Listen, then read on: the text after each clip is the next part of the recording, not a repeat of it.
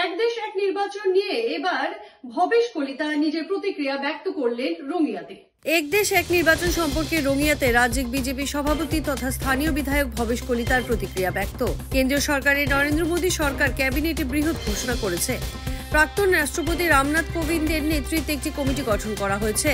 প্রতিবেদন মর্মে সেই কমিটির স্বীকৃতি মর্মে ক্যাবিনেটে সিদ্ধান্ত নেওয়া হয়েছে এক দেশ এক নির্বাচন। আমরা তাকে স্বাগত জানাই।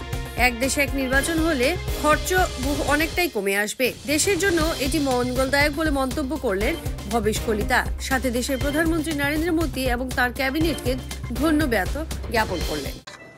কেন্দ্ৰীয় চৰকাৰৰ পৰম শ্ৰদ্ধেয় প্ৰধানমন্ত্ৰী নৰেন্দ্ৰ মোদী ডাঙৰীয়াৰ কেবিনেটে আজি এক বৃহৎ ঘোষণা কৰিছে আৰু যিটো প্ৰাক্তন মহামহিম ৰাষ্ট্ৰপতি ৰামনাথ কোবিন্দ ডাঙৰীয়াৰ অধ্যক্ষতাত এখন কমিটি গঠন কৰিছিল আৰু কমিটিৰ প্ৰতিবেদন মৰ্মে সেই কমিটিৰ ৰিকমেণ্ডেশ্যন মতে আজি কেবিনেটে সিদ্ধান্ত লৈছে যে ওৱান নেশ্যন ওৱান ইলেকশ্যন, এক দেশ এক নিৰ্বাচন।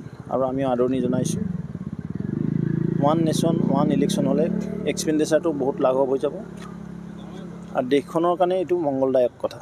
সেইকাৰণে মই দেশৰ সন্মানীয় প্ৰধানমন্ত্ৰী মোদী ডাঙৰীয়াক ধন্যবাদ জ্ঞাপন আৰু তেখেতৰ কেবিনেটক ধন্যবাদ জনাইছোঁ। যে কোনো খবৰেৰ জন্য যোগাযোগ কৰুন 7099017330 এবং 7099017110 নম্বৰে।